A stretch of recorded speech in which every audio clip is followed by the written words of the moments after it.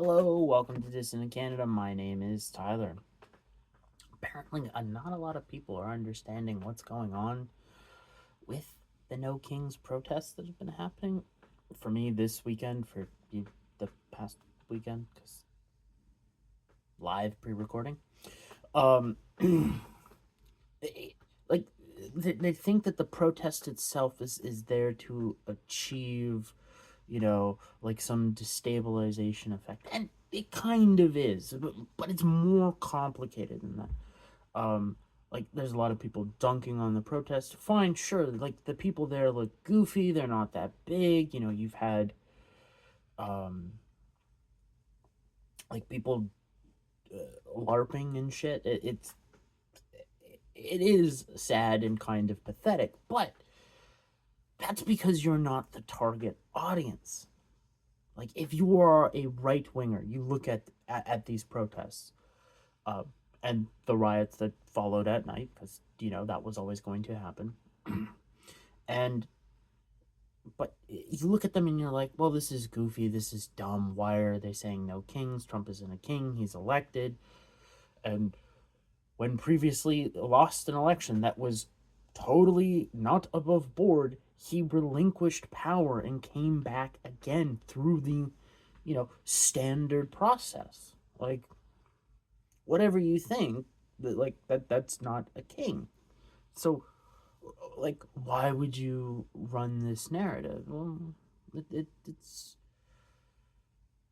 to me, there's I've identified three things of what this protest is about. One, obviously, it's narrative building.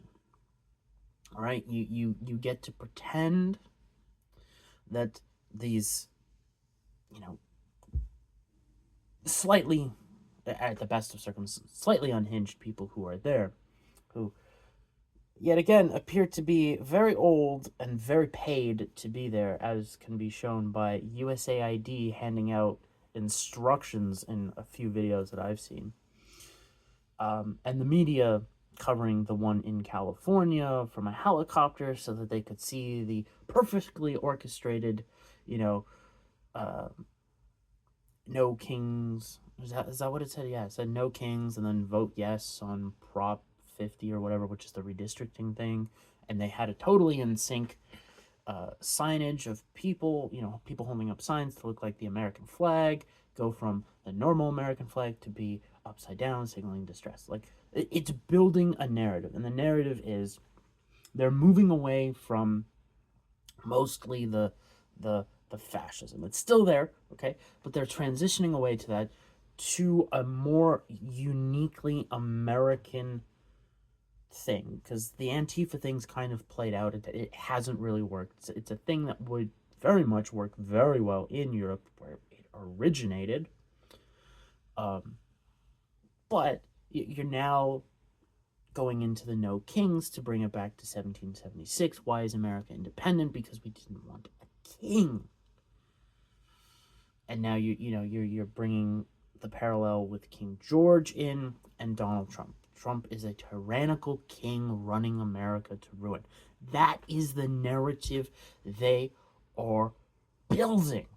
Okay? That is what this protest is most likely about. That's probably the biggest objective, all right? Is to start switching the narrative so that they can then have narrative control over the situation and be able to steer everything in their the direction they want things to go into, instead of Trump dismantling power structures that have been there for decades now. He's not doing it in the most precise way, but he is doing it, you know, kind of what people wanted as a bull in a china shop. It's chaos. Like that is very much what's going on. Um, Whether you like it or not, I'm not in favor of everything, but it seems to be mostly effective. The next, I would say, most important thing that these No King protests are doing is it's a bait, all right? It is attack Trump's ego, which he does not like that one bit. Does not go over well. That's why you can see he had the guy who posts for him, because Trump doesn't post his own shit. Like that, there's quite a few videos of the guy who does it, of Trump talking to him, and the guy on his phone being like, "All right, boss, here you go, send." But very much Trump responding in very meme-tastic ways. Gotta say, love the memes that he's putting out over the weekend. It's fantastic. Love it. But that's like, you're attacking Trump's ego, and that's great. But the idea is to goad Trump into overreacting. That's what you see with the riots. All right, it is a very easy justification with these riots and the nature of the No Kings protest, and the fact that yes, USAID is in there, and you have very prominent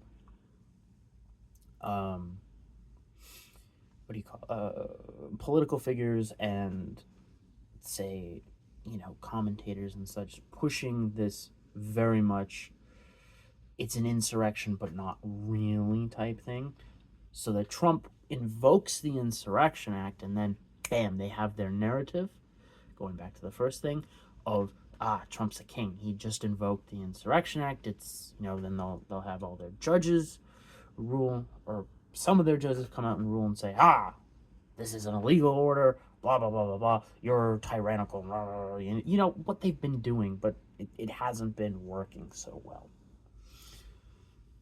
All right, the last thing that this specifically does is the most worrying, all right, is because this is a creative, manufactured narrative, all right, and again, they are not targeting sane individuals, they are targeting the crazies of crazies, all right, and it is as Robert Barnes has said, with the reaction and what happened with Charlie Kirk, it is a political permission slip to do evil.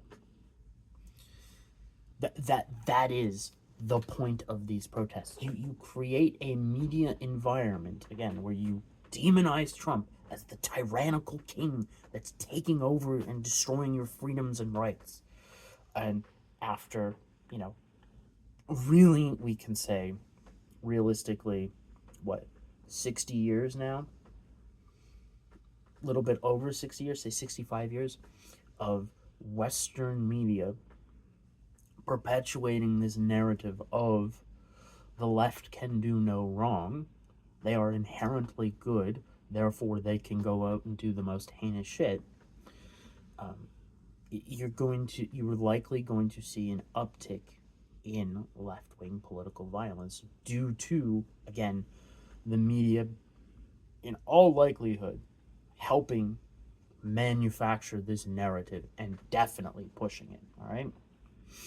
That's what I'm most worried about, all right, is it will foment in the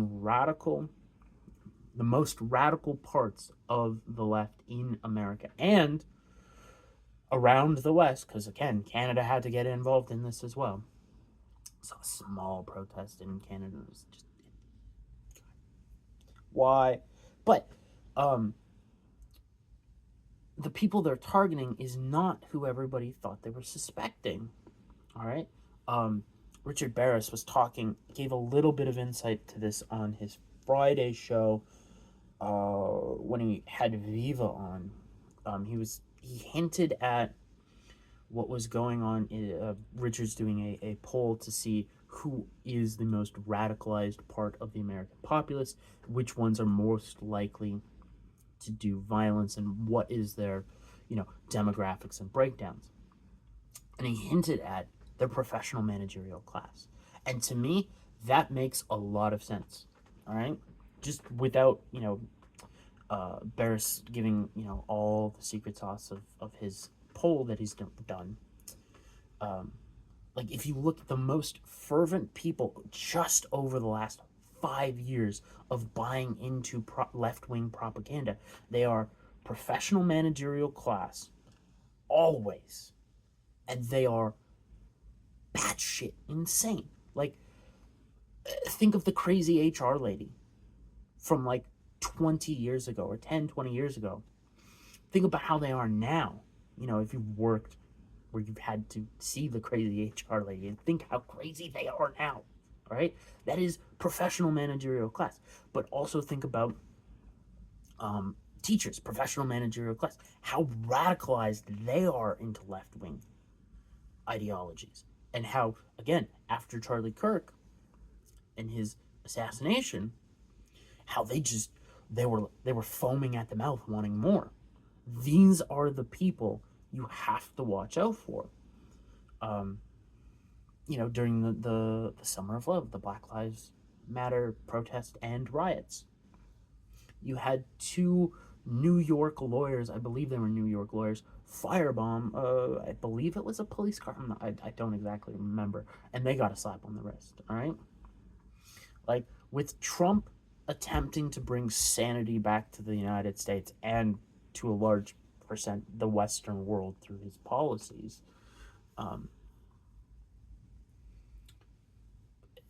they are having a break with reality. I mean, they've already had a break with reality, but you're getting to the point where it's, hey, they live in this their own, you know, section of reality, and they're fairly harmless to. Now that reality is being shattered, right? Their delusion is breaking in front of their eyes. They can't handle it. So therefore, they are becoming increasingly violent in nature. Now, I think for the most part, like, the professional managerial class has been violent, but it's kind of been more or less like the big problem people in the managerial professional class have kept the violent tendencies at bay because they've had power grabs, but now as they're losing power, the violence is coming out, which is, again, really freaking problematic. And it's why, like, all the people laughing and, you know, joking around, oh, look at these No Kings protesters, you know, they're all dumb, blah blah blah. Again, valid criticism for the most part, but you're missing the entire point of creating a narrative that gives a permission slip to the crazies to do crazy things. To do things that average people think is, again, beyond the pale. Like what happened to Charlie Kirk. You are going to, in all likelihood, in the lead up to the US midterms, see a lot more political violence from the left in the global West. And they will increasingly justify their violence with not just their normal level of crazy, but an increased normal or an increased level of craziness and just like pure batshit insane stuff. And like, again, why is Canada involved in a No Kings protest, or Canadians involved in a No Kings protest for Donald Trump, when we have a king that we should dethrone, or at the very least kick the ever-living hell out of our system? Now, I know it's mostly done, but it's still there. It's this vestige of Canada never separating itself from England, and never, you know, 100% growing up as a nation and deciding, well, what do we want to be?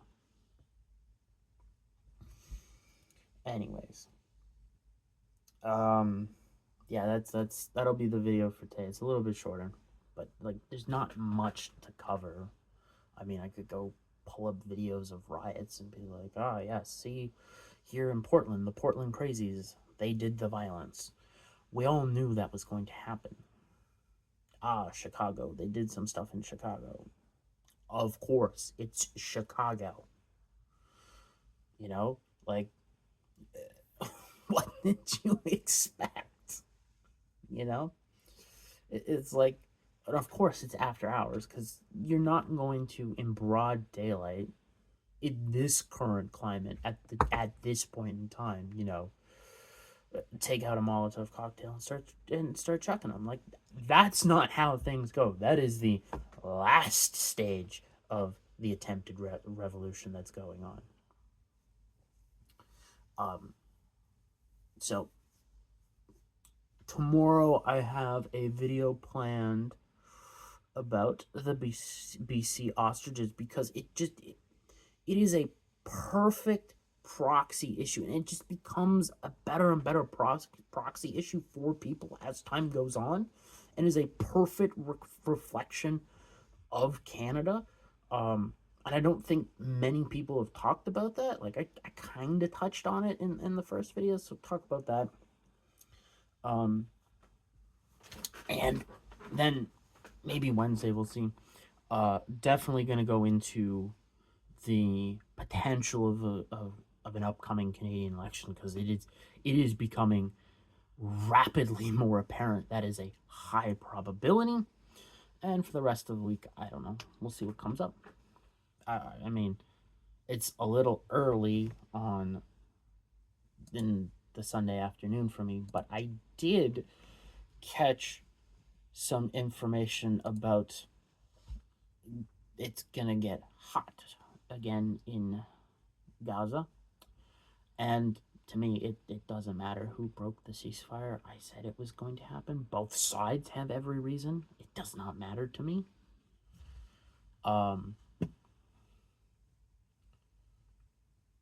Anyways, that's the general outlook so far for this week. Till tomorrow, till the next video. Have a good day.